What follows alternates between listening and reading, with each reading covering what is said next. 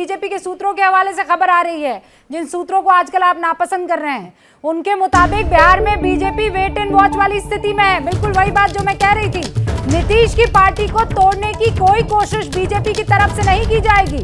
अपनी तरफ से सरकार को गिराने का बीजेपी का कोई प्लान नहीं है, कोई प्रयास नहीं है। जो होगा जेडीयू की तरफ से होगा। नीरज पांडे मेरे सहयोगी फोन लाइन पर हमारे साथ जुड़ चुके हैं, उनका रुख करते हैं। नीरज, ये तो बिल्कुल ऑपोजिट हो रहा है बाकी राज्यों से बिहार में। देखिए, भारतीय जनता पार्टी अभी भी इस पक्ष में है कि भारतीय जनता पार्टी गठबंधन के नियमों को, गठबंधन के धर्म को निभाएगी। इसलिए भारतीय जनता पार्टी इस पूरे मसले पर अभी फिलहाल चुप्पी साधे हुए है। भाजपा के किसी भी बड़े नेता ने कोई भी बयानबाजी नहीं की है और सबको मना भी किया गया है कि फिलहाल जब तक कि जेडीयू अपना रुख स्पष्ट नहीं करती है तब तक कोई भी बयानबाजी नहीं होगी। भाजपा इसीलिए अभी पूरी स्थिति का आकलन कर रही है और शांत है। भाजपा देखना चाहती है कि जेडीयू का कल का मूव क्या होता है, उनका आगे का कदम क्या होता है, उसके बाद कोई निर्णय लेगी। लेकिन अभी भी भारतीय जनता पार्टी के जो सोर्सेज से हमारी जानकारी हुई है, बड़े नेताओं से बात हुई है, उन्होंने साफ कहा है कि ना तो भाजपा का कोई ऐसा इरादा है कि जेडीयू को तोड़ा जाए या सरकार को गिराया जाए, ना ही हमने कभी ऐसा सोचा है। लेकिन अगर उनको ऐसा लगता है तो पहले हम उनकी अपनी स्थिति को का आकलन करेंगे, वो क्या सोचते हैं, उनका अपना अगला कदम क्या होता, उसके बाद भाजपा अपना निर्णय अपनाएगी। ठीक है, जो बातें आपने कही है इसी का जवाब जरा मैं माधव आनंद जी से ले लेती हूँ। माधव आनंद जी, अब देखा जाएगा बेवफाई किसकी तरफ से की जाती है, हम तो बस देखेंगे टुकुर टुकुर। रूबिका जी, कुछ चीज़ें तो मैं आपत्ति जाहिर करना चाहूँगा। जो राजू तिवारी जी ने कहा कि कुर्सी कुमार, मुझे लगता है ऐसे शब्दों का प्रयोग ना करें तो ज़्यादा अच्छा होगा। बाकी उनकी मर्जी, उन्हें अपने पार्टी को रिप्रेजेंट कर रहे हैं, उनकी जो मर्जी आए वो बोलें, लेकिन मुझे लगता है ऐसे शब्दों से बचना चाहिए। दूसरी बात मैं कहता हूं कि देखिए, हर पार्टी अपने विधायक दल की मीटिंग कॉल करती है। मैंने पहले भी कहा कि बीजेपी के लोगों ने भी संयुक्त राष्ट्रीय परिषद या राष्ट्रीय कमेटी की मीटिंग पटना में की थी, हम लोगों को कोई आपत्ति नहीं हुआ। अगर हम लोग भी अपने विधानमंडल की मीटिंग कॉल कर रहे हैं, सांसदों की मीटिंग कॉल कर रहे हैं, जहां बहुत सारे ऐसे इश्यूज हैं जो हम लोगों को इंटरनली डिस्कस करना है, तो उसमें आपत्ति क्या? हर चीज पे कयास लगाना, क्या आदरणीय राष्ट्रीय अध्यक्ष जी या पार्लियामेंट्री बोर्ड के जो अध्यक्ष हैं, क्या उन्होंने ऐसा कहा कि गठबंधन टूट गया? ऐसा तो हम लोगों ने नहीं कहा।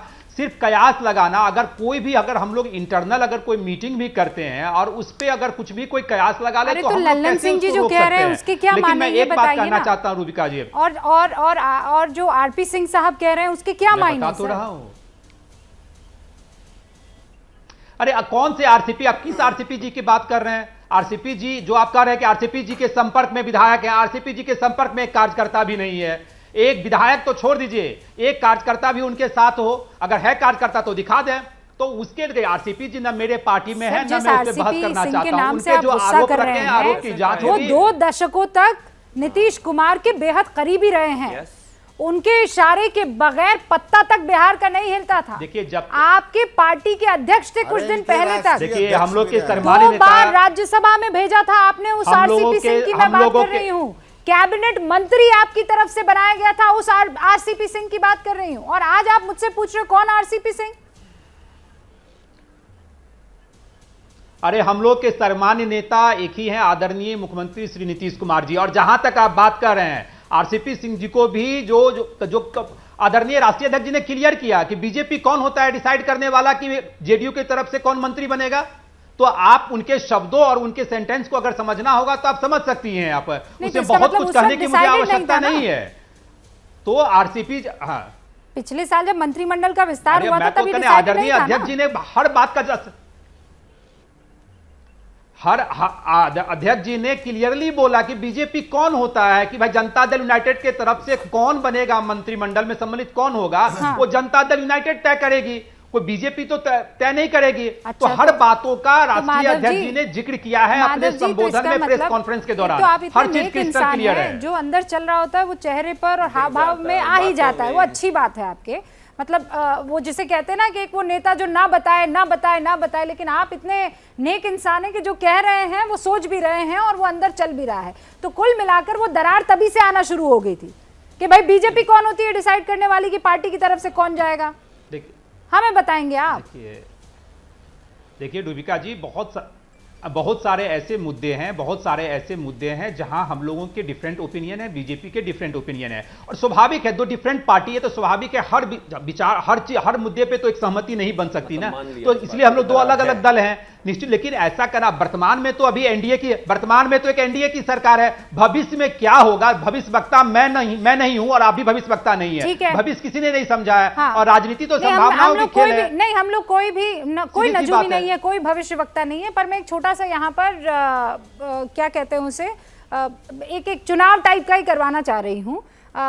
शिवम त्यागी से शुरुआत करती हूँ, भविष्य में क्या होगा, क्विकली बता दीजिए मुझे लगता है कि एबीपी न्यूज के दर्शक माधव आनंद जी का कभी गुस्सा, कभी अग्रेशन, आमतौर पर उनके शब्द कभी स्लर नहीं करते, इधर उधर नहीं होते, आज वो बोल नहीं पा रहे हैं। आरसीपी सिंह के लिए बहुत सारी भड़ास उनके मन में है, खुलकर निकाल नहीं पा रहे हैं, और आप किस किस को रोकेंगे? आलोक जी कहीं नाश कुमार कह रहे हैं, कभी कोई कुछ कह रहे हैं, तो ये तो होगा ना, एक एक करके लोग अगर आपको छोड़कर जाएंगे, बाहर जाएंगे, तो जैसे आपकी ओपिनियन उनके लिए आज हो गई कि वो कोई नेता नहीं है, वो तय नहीं करेंगे, उनके पीछे एक कार्यकर्ता नहीं पर मेरा है, तो दूसरा वाला भी बोलेगा। मेरा तो एक ही सवाल है, भविष्य में क्या होगा?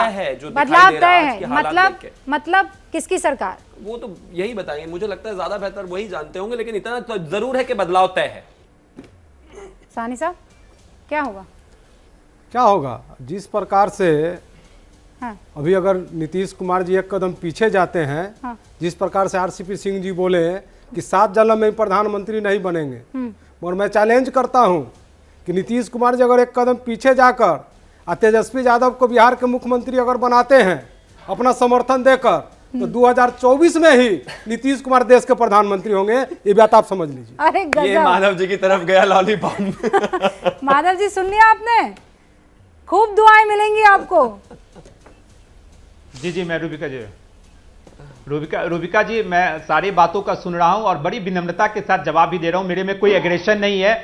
अब मैं बहुत ही स्पष्टीकरण का और बहुत ही कैंडिडली हर बातों का जवाब देने की मैंने कोशिश की, मैंने कोई चीज छिपाया नहीं। जो मेरे पार्टी ने जो कल प्रेस कॉन्फ्रेंस में कहा उन बातों का मैं जिक्र किया, भविष्य के बातों पे मैं अधिकृत नहीं हूं कि भविष्य में क्या होगा, मैं उसके जैसे बात करूं। भविष्य तो बना तो रहे हैं, हमने बोला है अनिल जी, बना तो रहे भविष्य सीधे तौर पर, वो तो सीधा बढ़िया ऑफर आपके लिए लेकर आए हैं। प्रधानमंत्री छोटा पैकेट दीजिए, बड़ा पैकेट आपके पास आएगा। प्रदीप जी कुछ कहना चाह रहे हैं, और ये भी बता दूं आपको, चिराग पासवान हमारे साथ सबसे कुछ ही देर में जुड़ने वाले हैं। हमने साफ साफ बोला है कि जो आरसीपी सिंह ने जो अपना भविष्यवाणी किए कि 7 इस जन्म में क्या 7 जन्म में नहीं बनेंगे, और मैं भविष्यवाणी करता हूं कि इसी जन्म में नीतीश कुमार जी बिहार के देश के प्रधानमंत्री बनेंगे, जब वो तेजस्वी यादव जी को बिहार के मुख्यमंत्री मानेंगे। हाँ, सुनिए आपने, मतलब ये इतना तो आपको सैक्रिफाइस करना पड़ेगा। सैनी साहब ने यहाँ पर भविष्य वक्ता की जवाब दे दूं, अभी कुर्सी सवाल जवाब दीजिएगा, बस एक ब्रेक ले रही हूँ, और उसके बाद अंशुल जी आप भी तो कुछ बोल ही दीजिए। फिर इस बीच में आप भी राहुल जी का नाम ले सकते हैं, अपने दूसरे बाकी नेताओं का, जैसे तेजस्वी जी ने ले लिया।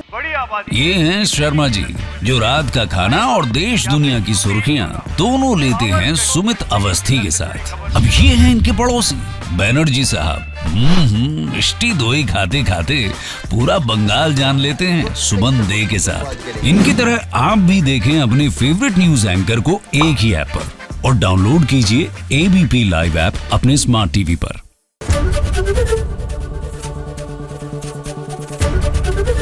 एबीपी न्यूज आपको रखे आगे।